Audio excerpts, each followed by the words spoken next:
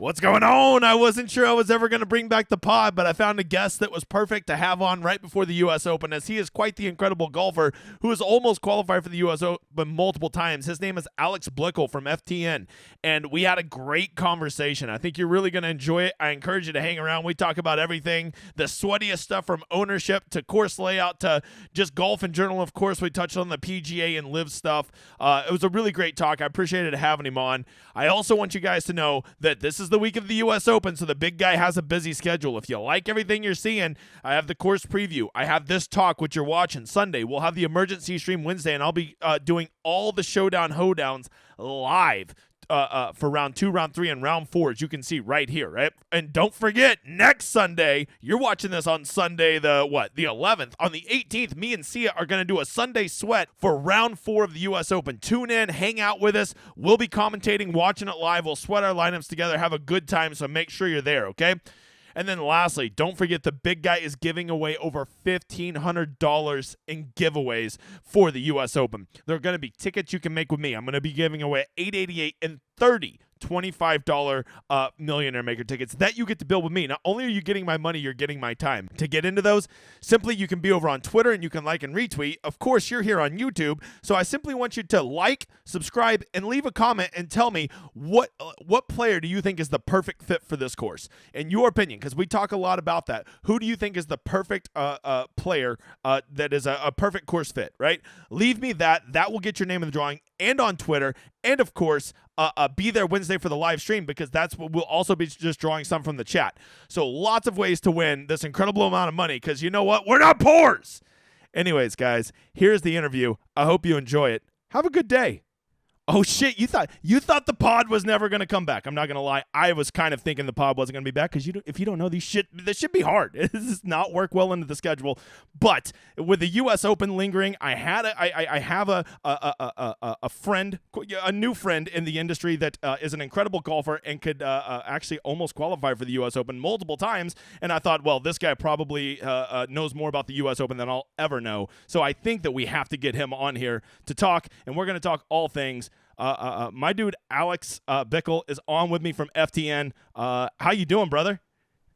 Doing really well. Excited to be on for the first time with you. Yeah, I mean, the PGA DFS, it's a small little community, and it's it's kind of niche, but I have a goal. Let's grow it. I just want PGA DFS to blow up, because I swear, if people just knew, there's a lot of people that like golf, but they like to bet golf, but they don't know how fun DFS can be, and I think it adds like a whole nother layer to it, that like it's an untapped market, and no one's really pushing it outside of like 4 sweaty tryhards in this industry to let it become as big. It can never be as big as NFL or probably NBA, but I truly think it can be the 3rd biggest DFS sport. Am I like completely off base with that? No, I mean, I have yet to meet anybody who has given PGA DFS a try and haven't said, like, this is a phenomenal sweat. This is so much fun. And I've seen you at the top of like some showdown leaderboards, so I know you're one of my showdown brothers, right? Yeah, I love showdown. It's great. Yeah, that's the real secret. Once you get them converted to PGA DFS, and then you're like, hey, instead of being kicked in the nuts at week long, do me a favor, just try out this showdown, all right? Because any slapdick can put it together for 18 holes, all right? They can't, they can't do it for 72, but they can do it for 18. All right. Yeah, without question. And then you also get like just if you're doing anything like ownership projections for showdown, that just gives you this major advantage, because a lot of sites aren't even doing that. Yeah, I mean, it's projecting showdown ownership, especially now that the market is getting sharper. It's tough. It's the biggest moving target ever. It used to just be Saturday and Sunday showdown was so easy to predict. On Sunday, everybody's going to play the leaders. On Saturday, everybody's just going to play the good players who are ball striking. It was so easy to predict. But now people are getting sharp to, oh shit, that doesn't matter, because for a single round, any of these dudes can just completely flip it around and go nuclear. And people are wising up to the fact that you get easier conditions in the morning sometimes. So like in the PGA Championship, the only guys, or I should say at Muirfield Village for the Memorial, it was like the only guys with ownership on Saturday were the guys teeing off right away. I once shit on a guy on Twitter for saying that, like, you need to actually play golf to be good at DFS, but this is the first time I think I've ever sided with him. You just made a really great point. And you, as a legit golfer, not a slapdick weekend hero like me, but as a real golfer, you probably were like, well, duh, of course courses play easier in the morning. You've got softer conditions, less trampled greens, typically less winds in the morning than in the afternoon at a lot of courses. And so you probably already knew that. And so many people, I teach people this stuff, and they act like I'm like revealing the secrets to the universe, where somebody who's actually played real golf probably is like, well, no shit, it's easier in the morning. Yeah, and especially you can sometimes get hints about what they're going to do with the golf course. So like the superintendent at Muirfield Village was basically talking about his biggest test throughout the week was going to be keeping moisture in the greens, which means he's going to have to water the hell out of them overnight and things of that nature. So we then knew they're going to be somewhat soft in the morning, or just at least receptive, only so that it doesn't get out of hand in the afternoon. If you recall, like a few years ago at Sawgrass, there was a week where the greens were running at like 15 and they were so dried out that by the end of some of the days, it was just completely unfair. And now, every week that it's firm and fast and they have the potential to get like that, they're always on guard with a little bit more watering to make sure that doesn't happen. There was a massive edge last week in Memorial, right? Just playing those morning guys at Showdown. I mean, we're talking like they were playing 2 different courses. Like, it was insane, the split differences in just a 2-hour window, right?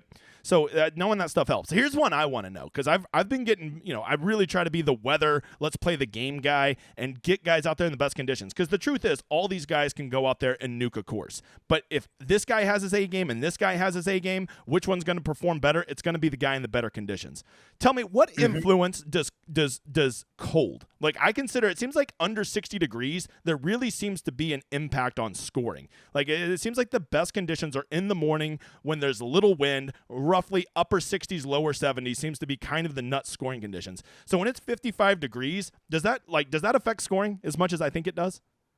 It's mostly just about the carry distance of the ball. So, the colder it gets, the shorter you're going to be hitting the ball, less carry you're going to get. And so it really depends on the golf course and the overall conditions of the course. At Muirfield Village, carry distance off the tee is super predictive of success. It helps you in a lot of ways. It's not just that you're hitting shorter clubs in, but there are a number of holes where being able to carry a certain yardage allows you to take more aggressive lines off the tee. It effectively widens the fairways.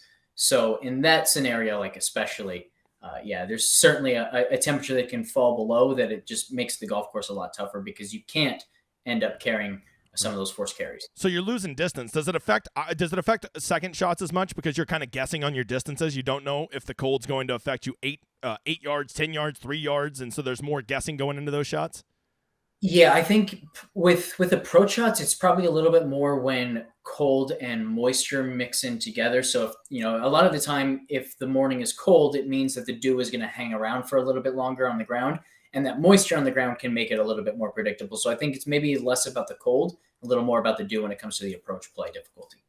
Amazing. I think you actually have to be like a legit ball striker and know how to compress a golf ball to actually appreciate any of this stuff. I hit that 7-iron every round where I think I'm Tiger Woods, but other than that, I'm basically garbage, which is a perfect transition. You're a legit golfer. I think you're the first legit golfer I've ever had on here. My first question I always ask, we buried the lead, is, are you good at golf? And I'm going to go ahead and spoil the answer. The man is good at golf. Can you tell me a little bit about your background in golf, and then we're going to jump straight into you qualifying for the U.S. Open and how real that is. It's funny because the question of how good are you at golf, it depends on so much context. So on the one hand, I'm clearly not that good, because otherwise I wouldn't be talking about and betting on golf all the time. I'd be playing it in all of these tournaments, right? So at least part of my game has some real shortcomings there. Yeah, I've had a good run in golf, I guess you could say. I really started playing, as we talked about before the show, like when I got my driver's license in high school. I think I went from a 12 to a 2 in that summer, something like that. And I was playing soccer, basketball, baseball through high school, not golf. I played in the summers, played in some Golf Association of Philadelphia, Pennsylvania Golf Association type stuff there, and then played basketball and golf in college. And after my first year at Kenyon College in Ohio, that's when I realized, hey, you know what? I might be able to kind of take this golf thing a little bit more seriously and turn pro after school. So that's what I did. And as you alluded to, the U.S. Open qualifying, there are 2 rounds to qualifying to get into the U.S. Open. There's local qualifying and then final qualifying. And both stages are about, wherever you go for your location, it's going to be about 70 guys for 4 spots, something along those lines. And I've gotten through locals 4 times now. Almost made it a 5th this year. I was the first alternate, did not get the call to play in finals. That was this past Monday. So went to Woodmont Country Club, drove at like 3:30 in the morning to make sure I was one of the first guys there on site. practiced, warmed up, all that stuff, but never got the call.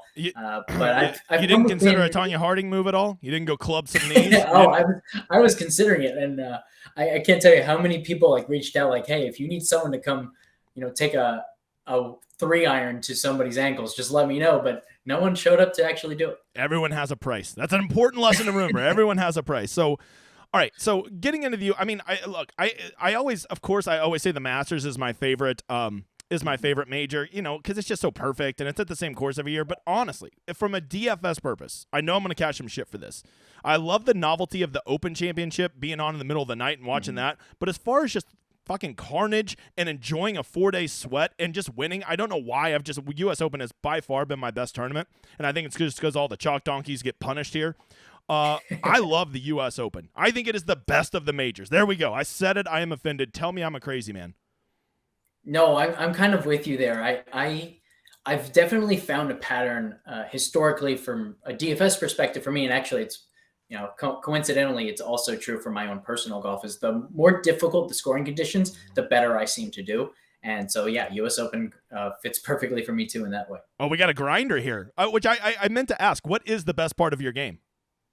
It's off the tee, and it's not even close. So I tracked my stats relative to PGA Tour guys a few years ago, and I was gaining like 0.6 strokes per round off the tee and then just hemorrhaging strokes with my irons. And so when I said like shortcomings earlier, it's iron play, around the green play too. Certainly is not anything close to tour level.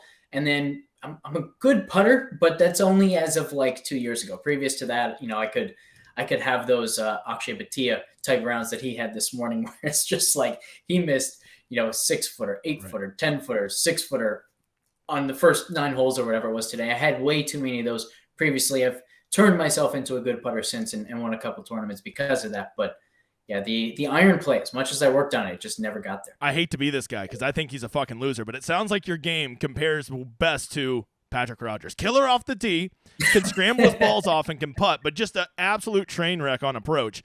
He actually plays long, tough course as well because he can put it out there far, and then when he hits his shitty irons, he can save it with his around the green and his putting. I've just kind of embraced that he's a loser, so we'll just run with it. I prefer Keith Mitchell, but Patrick Rogers, unfortunately, not too far off. Please tell me you don't wear a visor on the course. No, I don't. Okay, so that's where the Keith Mitchell analogy stops. No visor. Yeah. Good for you. That's such a donkey dick look. What are you, a football coach in 1997? What are we doing? Okay, so you're good at golf. You have nearly qualified for the U.S. Open. Let's get a little bit to this course, right? Because I think that this is going to kind of turn into a U.S. Open quasi preview show. What do you know about LACC? I know that it's in Los Angeles, and I know that it's not Riviera. That's all I got so far. Where can you help me? It's funny. I have an uncle who has played pretty much every single golf course in LA numerous times, and he says LACC very clearly the number 2 to Riviera number 1, but the two of them are in a tier of their own for LA golf courses. I don't really have a strong lean in terms of how this course is going to play, how it's going to test players. Certainly, it is a unique setup. I don't know if you have looked at kind of the flyover preview. There's like a 15-minute YouTube video that you can go watch. The course looks really, really cool. Definitely some holes that you just don't see anywhere else. And for me, like as a golfer and somebody who has been able to play a bunch of really cool courses throughout the US and elsewhere too, like the number one thing for me about whether or not I love a new golf course is how many of the holes are unique, right? How many of the holes are nothing like any other hole that I've played before. And I think LA Country Club has a number of them. What I can say in terms of a course fit perspective is that we actually do see a really, really consistent pattern from one year to the next. So regardless of the golf course, in the way that these US Open courses challenge players, there's more distance being rewarded than usual. There's a little bit less rewardance to accuracy off the tee. And then around the green play is up a little bit. Iron play is a little bit down. And then the really big shocker is you better be able to putt to win a US Open. I assume we're going to have super slick greens too, right? Mm-hmm. What what kind of grass this is? I heard this is a weird grass, like not what you normally see out in California. I'm actually not sure, and part of that is because this might surprise you as a golfer myself, but I just don't really care about the grass types. Hey, that's a great question because like so you're telling me that I've always been a big believer that like the greens don't affect putting like of these professional putters. I just think it's a strokes gain psychology thing. If they think that they're on a surface they putt well on and it's going to make them feel a little bit more confident standing over the ball, I think that's where you start to see putting splits. But the grass itself, I don't think makes a big difference. But what the fuck do I know? So with grass type splits, it's one of those things where I think I can even approach this more from a data side than I can a player, and that is just you have to be so incredibly careful with this because the way the PGA Tour schedule works is you're often playing one grass type for 3-4 straight weeks, and then you go to a different one 3-4 straight weeks. So let's say someone goes into the Florida swing where they know that they are having some kind of alignment issue with their putting, right? And so they're working on this behind the scenes, but it's a complete mess. So you have like 4 straight really bad weeks of putting.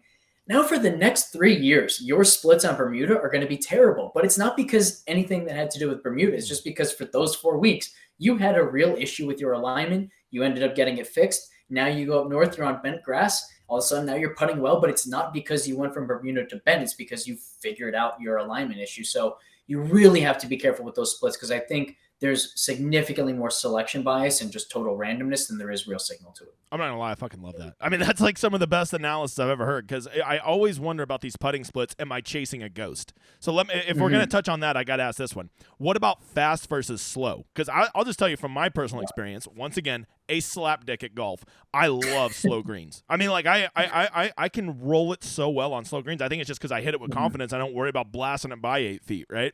Yep. So is there a edge there on fast versus slow greens? Yeah, if there's signal anywhere, I think it would be fast versus slow. I can tell you I'm a much better putter on fast greens than I am slow greens, and it's because of my putting stroke. My putting stroke is, my grip pressure is incredibly light. My putting stroke is almost all torso rotation. So I'm going to do better when I can just minimally rotate and I don't have to get any hand involvement there to create the power of the stroke. Where I then question things is almost every golf tournament on the PGA Tour is played with greens that would be considered fast by most people. So slow being like a 10 and a half on the stimp, I don't think that that's really going to change much versus a 13 because you're still not hitting putts where you have to really use your hands at all. So maybe there's something there. Certainly more likely to find some real signal in fast versus slow than in Bermuda versus bent, etc. But I still have a little bit of hesitance there. Now, the one last thing I'll say there, though, is at least with fast versus slow, you're getting better sample sizes for each than you are all of the different types of grass. I got it. So just like if we want to, if you are convinced that you want to play good putters at the U.S. Open, just go play Brendan Todd and Denny McCarthy and your typical great putters that are good on all surfaces and don't get caught up. I think it's bent. I think I saw that it's bent. And I was like, bent in Southern California? That seems so weird, right?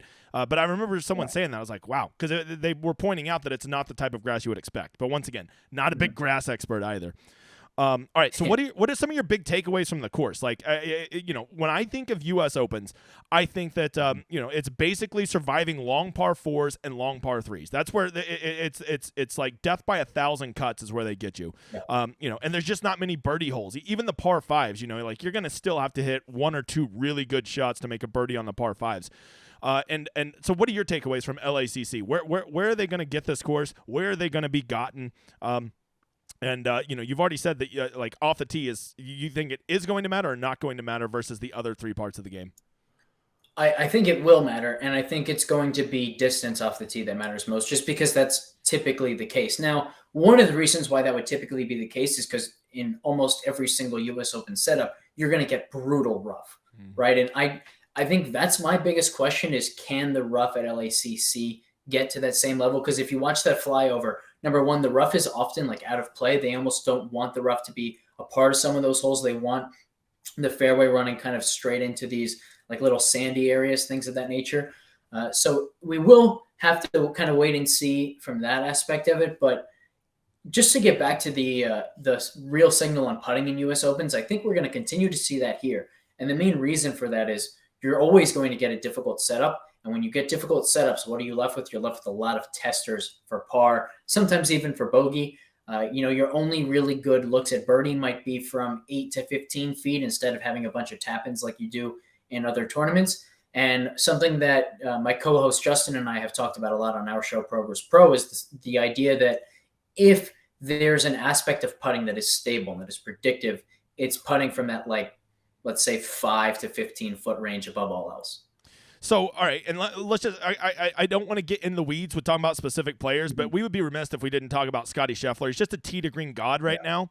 And I think what you just said, that if putting is going to be so important, I think a lot of people are going to see that it's almost like he's had the yips since the match play, right? And here's what I'll say. I watched Jordan Spieth have the yips back in, what was that, 17 or 18? He went from being a god putter to, like, he couldn't make a 3-footer. And here, I'm going to come at you, and I'm going to tell you that everything you just said about putting, all those 10 to 15 footers to save your par, makes me like Scotty even more, because what Scotty's doing is he's missing those 3-footers for birdie, but I swear to God, he still makes every 18-footer to save par. So, and it's just like what Jordan did in 17, 18. Everybody would get onto him for missing those short birdies, but they didn't realize he was still making every 20-footer to save par.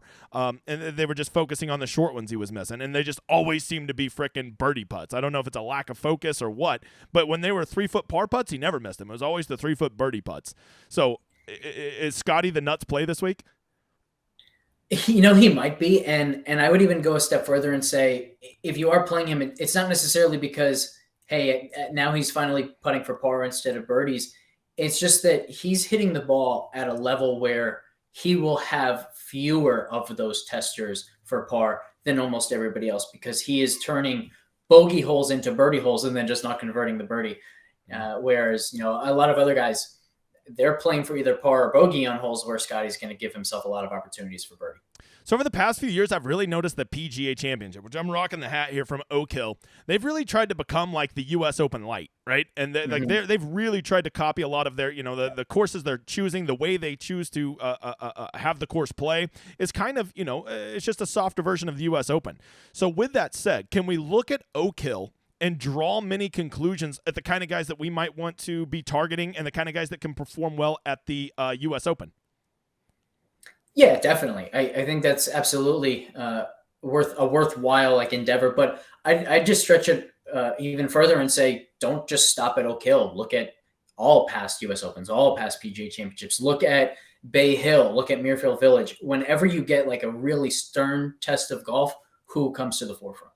Right. And I imagine this is a good week to really you want those guys that are going to grind for you, right? You want the guys that, like, when it gets tough, they're going to go out there and they're going to, they're going to scrap their balls off to make sure that they can save as many pars as possible. Guys that instantly come to mind. Basically, I have this European bias, right? I think of like Fitzpatrick and Lowry and Fleetwood as all these guys that'll go grind their balls off for you, right? Never guys I want when the winning score is going to be minus 22, but if the winning score is going to be like, minus 6 to minus 12, give me those guys all day long. Yeah, and the other thing there is, I think that's why we do see an emphasis off the tee when it gets really difficult too, is just because if you're in bad shape off the tee in a regular golf tournament, you can recover and maybe even still give yourself scoring opportunities. When you get on these incredibly difficult golf courses with these difficult setups, being out of position at all, it is just such an uphill battle to get back to even a situation where you have a high chance of par. So you can really turn, like, this is, I think, one of the biggest reasons why I am always kind of over the field on the way that I value off the tee performance from players, is that you just create such an advantage if you can turn bogey holes into birdie opportunities, and the only way you can do that is off the tee. So let's just saddle up here and let's be men, and you can't choose Rahm or you can't choose Scotty because they're cheat codes right now, okay? Who of all the players in this field do you feel like is the best course fit? Not who's necessarily going to win, just like the ideal guy that you think of that would be like a perfect course fit. And I hope you don't steal mine, but I didn't want to steal yours, so I'll let you lead. I'm going to try to go really off the board here. Ooh, and I like it. The name is coming to my mind because we've already talked about him a little bit in relation to something else we'll talk about later in the show, but I'm going to go with Cameron Smith here. When we were talking about, the best putters in the world, you mentioned Denny McCarthy, Brendan Todd. The two that I view as the best putters in the world are Sam Burns and Cam Smith. Okay. So you've got that from Cam Smith. You also then, of course, get the fact that he's one of the best scramblers in the world, if not the best, just short game player in the world. And we see that also get that predictive value raised in typical U.S. Open setups. I think we'll continue to see that at LACC. And then the big thing for Cam Smith is that accuracy off the tee, definitely his biggest weakness, typically doesn't hurt players as much in US Opens as it does elsewhere. So all of those things just kind of fit together and say maybe Cam Smith pulls out another big win. You don't have to convince me. The pricing came out for the DraftKings just a few hours ago, and I saw Cam Smith's price. I'm like, well, I'm playing him. I mean, that's just another dude. He'll just scramble his balls off, and you know, like when he's in it, I just think he's the meanest grinder in the world. So I love him, and yes, I am a little worried about his off the tee. But if you're telling me that maybe off the tee won't be as punitive this week as it normally is, then I like that. Another point, as you said, Sam Burns, one of the 2 best putters in the world. Could you have told him that today when you have a 7-footer on 17 to make a birdie to make the cut for me, as I picked him as the one guy I'm playing this week? That prick. I know. I don't know if you were watching in the morning too, but he had like 3 consecutive 20-footers that looked like they were in with 6 inches to go, and they missed. So it was, man, he was playing so well. If you want a guy to be mushed, if you ever need a guy to be mushed, just tell me to play him at DFS. I can mush anybody. Anybody. I can destroy their lives. So I think the guy for me, and you know, this might be cheating because I almost feel like he's playing like the 3rd best player in the world right now. If I'm going to go with the PGA analogy, and I'm going to go with guys who hit it long and straight, which seems like something that will be very beneficial here, and can smack some long irons, which I assume based on the distance of a lot of these holes, long irons are going to be in play quite frequently. How is Victor Hovland not going to win this tournament?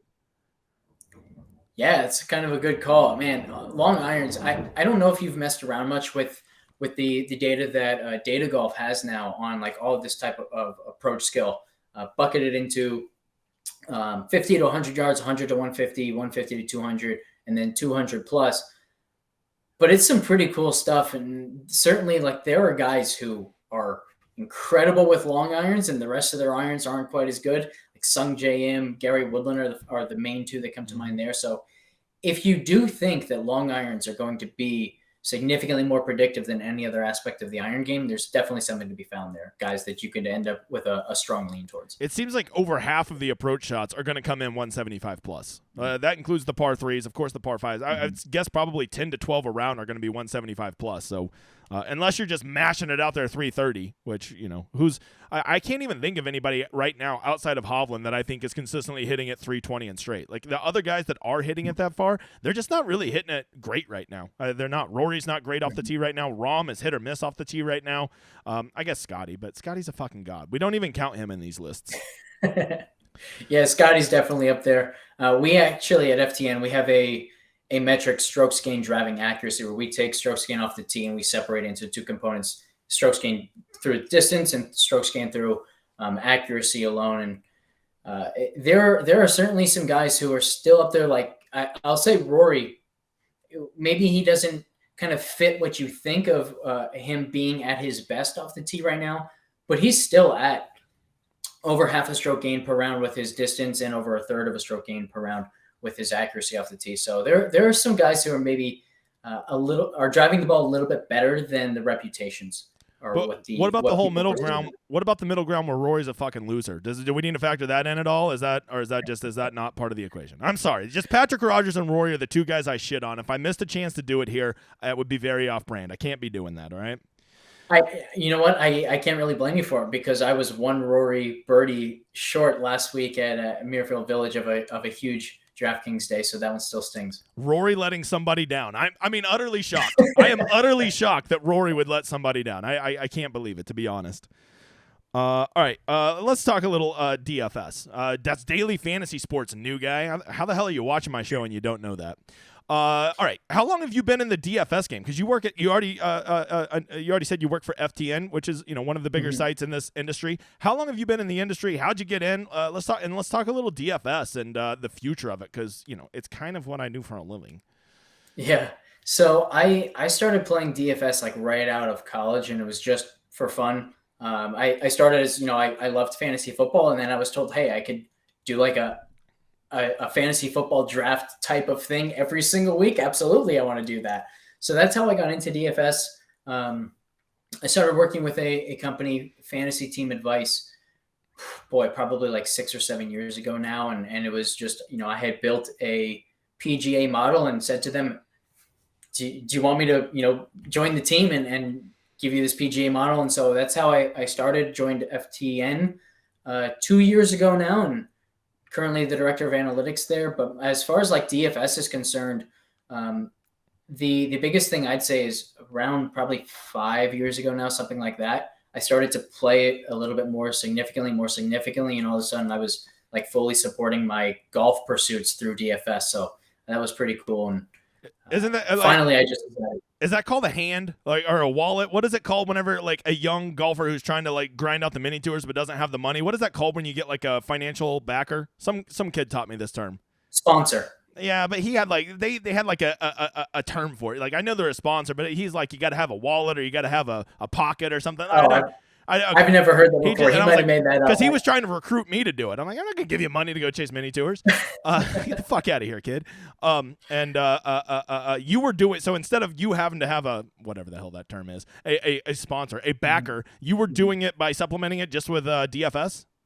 Yeah. That's crazy. And are you still mixing it up, trying to get out there on mini tours or move up and, I don't know, Corn Ferry? I think Corn Ferry is actually in Oklahoma this weekend.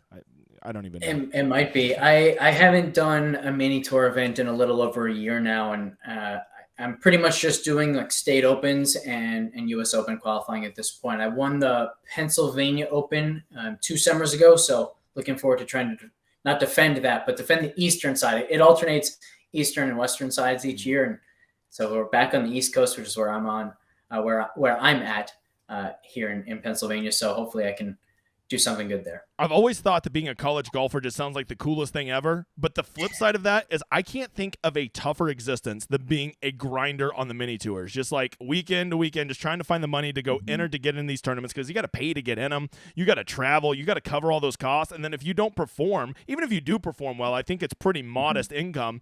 And if you don't perform well, like legit, can you even afford to go to the next event? That just sounds like a brutal, brutal lifestyle, especially in a game that is as fickle as golf.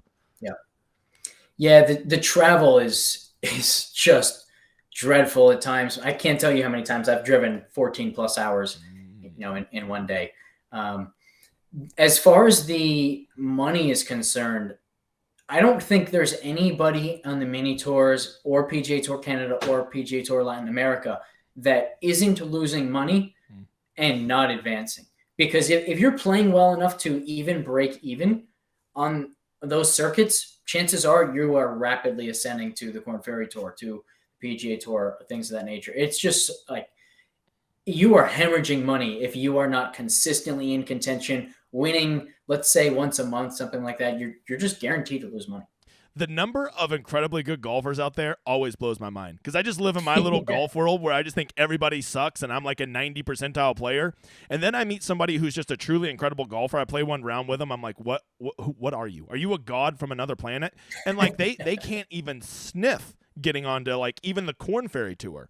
And I'm like, how good are the guys on the Corn Ferry Tour and the PGA if you can't even sniff getting on there? It's just incredible to me. It seems like it'd be so hard. Like you got to be just like god level good at golf to even sniff those kind of upper level tours, right? Yeah, I think people might be surprised at how small the gap is between like the worst PGA Tour players and the worst Corn Ferry Tour players or the best mini tour players. That gap is really small. Where their separation is, the average PGA Tour player to the best PGA Tour player is pretty massive. And then also just the guys who have no chance versus the guys who do have a chance. The guys who are just trying to make cuts on the mini tours to guys who are consistently in contention and have an actually like really good chance of moving up to the Corn Ferry Tour and things of that nature. That's where the separation is. But the other thing I'd say is it's not just that there are so many good players, it's that the amount of really great players is growing. And what it takes to be a great player is also increasing. Like I can say, from my mini tour days, the first like year or two when I was out there. So the nice thing is in a lot of these events, you play the same course year after year, just like they do on the PGA Tour. And scores that were giving me like top fives the first few years at this point in time are barely making cuts. Wow. On the same courses, in the same conditions. The fields are just that much deeper and the best are just that much better. So I just, it seems like to me, and once again, not a good golfer, don't know this world, but it seems like to me that most of the golfers right now that are coming up are almost like prodigies who are being created in labs, and they have, access to the best technology and the best coaching. And like good old farm boys like Adam Schenk, who just like to go hit some balls on the weekend. Like, I don't think you're going to see like literally any guys like that on the tour, maybe in 5 years or 10 years from now, because all these guys are just little lab rats that are like being created like to be perfect golfers from an early age. Is that a bad take? Because I don't know, but that's how I feel. I don't think it's that bad of a take. I think we have definitely seen a movement towards, number one, like guys just being significantly more ready once they get to the tour to win. Like think about Morikawa winning, like how quickly he won multiple majors. Like there's a much less steep learning curve than what we're accustomed to seeing. And you probably hear it all the time. Like if you like watching PGA Tour live, you get a lot of boomer takes from those guys. Just yesterday, I was hearing in regards to Ludwig Aber saying like, oh, I don't really like these new rules. Like you should have to spend at least a year so you can like learn the professional life on Korn Ferry. It's like, we don't need that anymore. Guys are so ready immediately to perform, in large part because the information in golf is just so much better now. There's so many ways that you can prepare for golf tournaments. Guys are going to so many new lengths as well, just to like keep their body in shape, to keep their mind in shape, all these things that 10 years ago was completely foreign in the game. Speaking of those PGA guys, this might be my biggest pet peeve ever. Why did none of those motherfuckers understand how a cut line works? Like, literally, they're like, well, the cut line's definitely going to be this. It's like, there's no chance that's going to be the cut, you dumbass. Look at the conditions, and there's still 78 guys that got to play in the afternoon. There's zero chance that's going to be the cut, and you're saying that they're in. How can you do this for a living and be so bad at knowing how a cut line works that it's a fluid thing that's constantly moving and is influenced by the guys who haven't played yet? Dude, it's insane. Because think about it, like they were in those events. They were talking to their caddy, in the morning on a Friday, like, hey, what do you think we have to get to here? And they were just coming up with numbers like 2-3 strokes off what it was actually going to be. Like it's insane to think about. I don't have any answer for you. It's embarrassing, honestly, how bad they are at understanding cuts. That would be like us covering DFS and being like, I don't get this ownership stuff. It's just no one knows how it works. We're just gonna, it's it's like, what? How do you? I mean, like, it's a basic requirement for the job is to understand this, right? Which I call that might be. This is how I know I'm becoming a low key professional. That might be my best transition I've ever done. Let's talk a little DFS ownership, because I'm pretty sure you're the dude who does the PGA ownership over at FTN, right? Yeah, I am, and we had. So we had one other guy who was doing MME ownership for main slates, and then I was doing single entry. He has just left. So now I'm doing MME ownership, single entry ownership, and showdown ownership. So the trifecta for PGA. And of all the sites I was tracking there, I had to quit tracking because fucking people were getting so butthurt. How dare me hold people accountable to the product that they're selling? And I got so many rah, rah, rah, rah. Shut the fuck up. Anyways, so of all the sites I tracked, you definitely were putting out the best ownership out there, the most consistent. You were right there with me. I'm not going to shit on myself, but of all the tout sites, I don't consider myself a tout site. And so like I hate to get down in the weeds, and we might lose some people here, but like when you're making good ownership projections, which I believe outside of weather is the single most important thing to consider when it comes to PGA DFS, what are you like some things you're factoring in? Don't give away the state secrets, but tell me a little bit about like what influences ownership. Is it just simply the touts talking about it? Is it projections? What do you see moving it more than anything? Yeah, so I think the most fascinating aspect of it is how different projecting MME ownership is from single entry ownership. Because for MME ownership, it's all about who are the optimizers going to be spitting out, right? And for single entry ownership, there's so much more like psychological understanding that has to come into it. And I think a lot of it is honestly just doing manual tweaks to stuff that you notice patterns throughout the years. And I've been doing the single entry ownership for probably 3 or 4 years now. And so there are just certain guys that's like, anytime this guy projects at 7%, people are going to say, I get to use so-and-so at 7%. I'm using him. And he ends up 15% regardless. And then there are guys who consistently going to project, 12 to 14%, something like that. And it creates like this no man's land, and they end up being 6 to 8% or something like that. So a lot of it is just understanding how people perceive certain players and when people like to use certain players versus when they like to fade them, things of that nature. And so I definitely enjoy this single entry ownership more because it's like this giant puzzle, whereas the MME ownership is more just, yeah, this is what the optimizers are probably going to spit out. So and here's what I notice with single entry. You may agree or disagree, but whenever I don't do single entry ownership, but when I do, I basically tell my people that if there's a chalky guy, the FOMO in single entry gets even higher. People feel like, oh my God, I can't miss out on this 28% Cam Young because then I'll be dead. And so I always tell them, when you're take my ownership, and in single entry, if there's a chalky guy, basically add 20%. If he's 20, if he's 30% here, you need to go make him 36% in single entries, because there's gonna be that FOMO. I gotta have this guy in my single entry. It's my one lineup. Are you down? Do you agree with that, or am I off base there? Yeah, I think if there's so outside of the like psychological aspect of it, where people are making different decisions when they're building by hand than when they're just hitting optimize and setting all the rules. The biggest difference that you see between MME ownership and single entry ownership is the chalk gets more concentrated in single entries, and the peripheral guys slip through the cracks a lot more often in single entries. Gotcha. All right, we got two things I want to talk about. We got to do a little DFS. When it comes to the U.S. Open, we already talked about a couple leans, guys we like. The pricing just came out. You didn't get a chance to look at it this morning, did you? I have not, no. I'll just go ahead and tell you the pricing in the 7,000s is ridiculous. I mean, like the guys at 7,500, it's going to be so chalky there. They did a good job pricing the guys up high. But by and large, are there any guys that you've kind of been circling for a while that you're like, I'm going to play him, I don't give a shit what his ownership or anything like that is, or his salary is, that you've had circled for a while for the U.S. Open?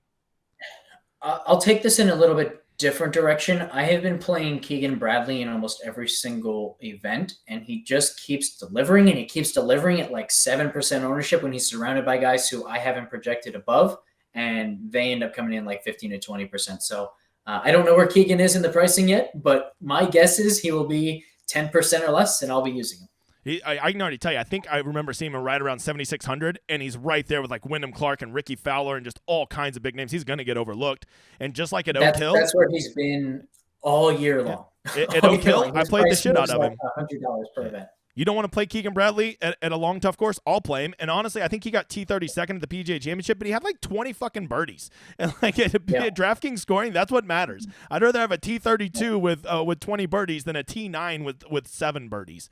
So 100%. We at FTN we have a metric called birdie rate over expectation, which basically says, hey, if given how well this guy has played, he has made X% more birdies than we would have expected, or X% less than we would have expected, that sort of thing. And Keegan's up there. So I think that the best way to interpret that data is like anyone with a positive birdie rate over expectation is likely to outproduce their real life leaderboard position on the DraftKings points leaderboard. And Keegan's up there for sure. Plus, people are going to be looking at bogey avoidance this week, and Keegan Bradley makes a lot of bogeys, so he won't be showing up on people's models. But don't worry, guys, he'll make 8 bogeys, but he gets 7 birdies around. So that +1 at the U.S. Open is going to be a great round.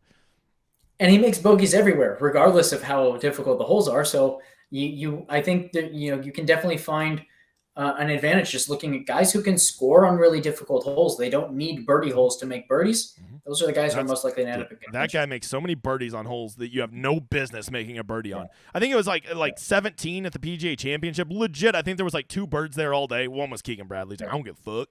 I'm just gonna go stick it to 9 feet and roll in a putt. Exact same concept for Victor Hovland at 17 at the Memorial, by the way. Yeah. Oh yeah, I remember that. That was crazy. That was an insane hole. He might have been the only birdie on Sunday on that hole. That's crazy. Yep. Yeah, Victor's another guy, but Victor's kind of like God level right now. I'm pretty sure he's the 3rd best golfer in the world right now. Go Pokes. Go Pokes. All right. Really might be. Okay, last thing. We got to talk about this LIV and PGA thing. I'll be pretty honest with you. I don't even fucking get what's going on that much. I'm going to give it to you before I give you my basic outline and you tell me I'm an idiot, or are we just going to kind of half-ass talk about it? I half-ass talk about it is probably where I'm most comfortable here, because I don't understand the ins and outs, and I think does anybody though? Does anybody? I don't think anybody understands what's going on yet. So I think that's a great point, including, by the way, like the people in power in making these decisions. I don't think they know where this is going. So my biggest feeling towards this is like, it's a lot easier to over speculate here than to have a reasonable discourse about it, because I think the most truthful answer is nobody knows. Let's just wait and figure it out down the line. My understanding is they're going to kind of be, it's almost like there's there's like three tours that are all going to kind of be under one umbrella now, right? The DP World Tour, which is the European, of course the PGA Tour, and then Live apparently is still going to be around, right? And there's still, I imagine there's still going to be teams of 4 and the stupid fucking format of 54 holes. I hate it, right? I'm not even a golf purist. I just hate the format.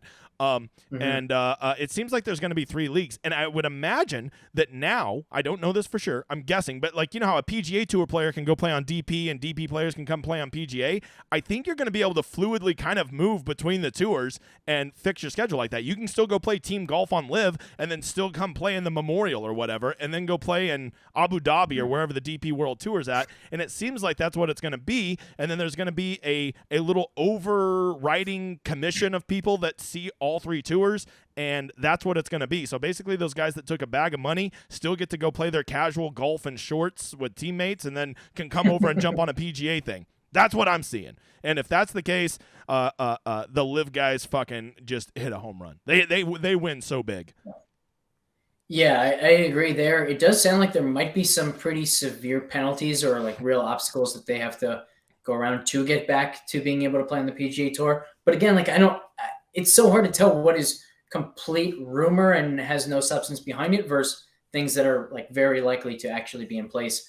Really don't know. But yeah, I'm with you there. Like there's definitely a chance here that the Live guys just make out like bandits, and the PGA Tour guys really get the raw end of the deal. Here's the one thing I know. I do not want to see team golf. Okay, I can do the Zurich partner once a year, but like if we're going to start doing like team golf, especially for DFS, which if I'm going to be honest with you, dude, that's all I really give a shit about.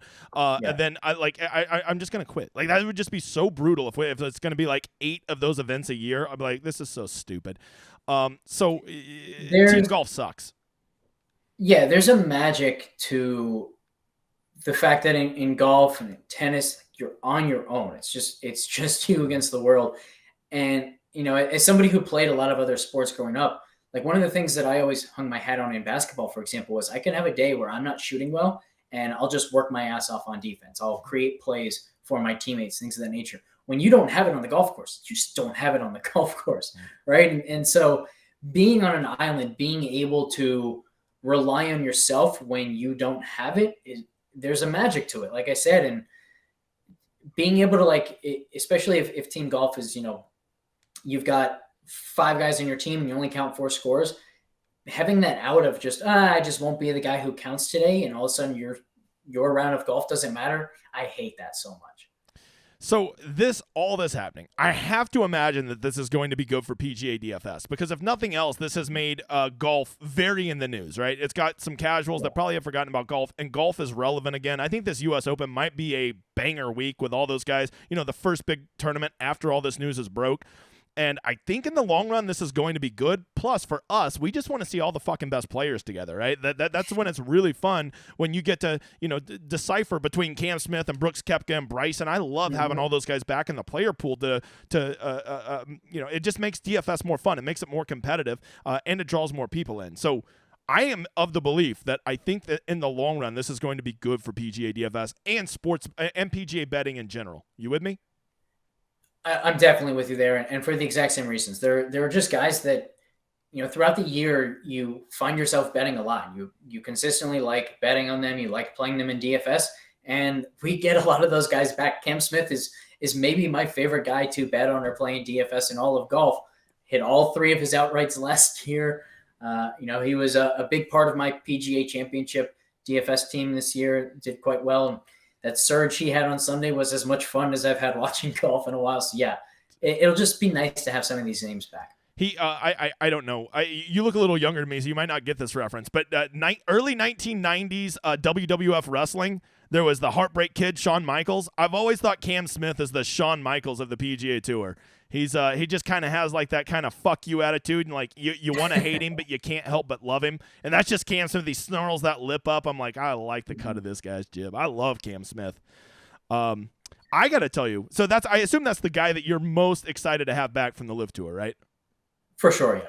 I think I'm going to go a different direction. I really enjoyed. Plus, he really did me well at the PGA Championship. I like Bryson. I think he's a goofy bastard that has, he's one of those super smart people that just never got the, the how to social norms cue. There's a lot of those really smart people that just don't get it socially. And but you know what? Skinny Bryson at the PGA Championship, I'm in. I think he's a thing. I think that the guy is a legit talent, and I think more than anything, I think he's just a fucking tryhard. I think he really cares about being good at golf. I think he tries harder than anybody else out there to perfect golf. Now, will he ever get there? I don't know, but I know that caring gets you a long fucking way. So I am so excited to have Bryson back. What are your takes on Bryson, by the way? I'm mostly in agreement with you there. I think he has definitely overthought the game at times where, he had like a very clear winning formula with all that distance, and then he would take it another direction. And so to some degree, like it's a double-edged sword, right? Like you can't have the guy who decided to go all in on distance the way nobody else had if you also don't have the guy who then overthinks it again and goes a different direction, right? So there's that aspect to it. But the thing that makes Bryson so intriguing from a DFS perspective is his game is so extreme to the distance side of things that he becomes like a really, really good course fit at some courses, a really bad course fit at others. And so he's much more sensitive than most to his course fit. And that excites me because then it makes his results a little bit more predictable, even though his results are extremely volatile. I agree. Hey, any topics you want to talk about? I've been leading everything. You got anything you want to talk about in general? I'll go any direction you want. No pressure if you don't. I told you I'd keep you to 50 minutes. We're right there. So anything we go past this, it's on you. Yeah, nothing comes to mind. I'll just say I definitely appreciated early in the year when you were doing that comparison of the ownership projections, just because we always love competition, right? And so that was a cool thing for me because it got us to kind of bear down a little bit more and say, okay, what are some things that we can do to improve our ownership? And that was a really fun thing. Learn some new things in the ownership from that, and so appreciate you doing that, even though you haven't been able to keep it up. Yeah, you guys weren't the ones bitching. It's amazing the people that were getting good grades were very happy and upset when they wanted me to keep putting it out. It was the 5 people that had shitty grades like, roar, roar, roar, roar. Okay, fucking deal with it, all right? You're going to charge people $100 a month. You have a responsibility to not put out a piece of shit product. All right, hey, I really appreciate your time and coming on. I couldn't have thought of a better person to have on. My man, why don't you tell people where they can find you, both on Twitter, where you work, sell your site, sell you, do it all. Go ahead. Hey, I really appreciate the invite. I appreciate giving me this kind of moment to push everything. You can find me on Twitter at AlexBlickle1. I am at FTN Network, FTNDaily.com, FTNBets.com, FTNFantasy.com.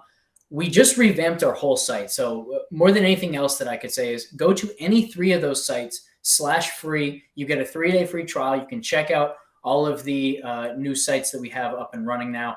And we're going to have a really big kind of upgrade to our PGA ownership page and just kind of all the information you could possibly want. Course fit projections, win probability, top 10 probability, made cut probability, everything that you could possibly want, including that birdie rate over expectation data and the stroke gained driving accuracy metric, all in one place. So check us out for next week, and hopefully we'll see you there. Hey, old guy, I know you don't ever want to pay for DFS. I ain't gonna pay for no DFS content until you're on a site, rather it's FTN, my site, whatever site you use. I'm not here to push any particular. Okay, I push mine, but here's what I'll tell you: you don't know what you don't know, and until you're seeing all these tools that other people are using to make decisions, you don't realize what a disadvantage you're playing at. Okay, so once again, if somebody's telling you, oh, sign up here, I've got picks for you, fucking run for the mountains. But if somebody's telling you I have tools that can help you make the better choices, those are the places you want to be. So I think I'm gonna leave it off there. Guys, thank you for being here. Once again, thank you to my guest. I have enjoyed talking to you, brother. We will, I don't know if I'm ever going to do this again. To be honest, they're a pain in the ass. But if I do, I'll see you next time, you mother fathers. Have a good evening.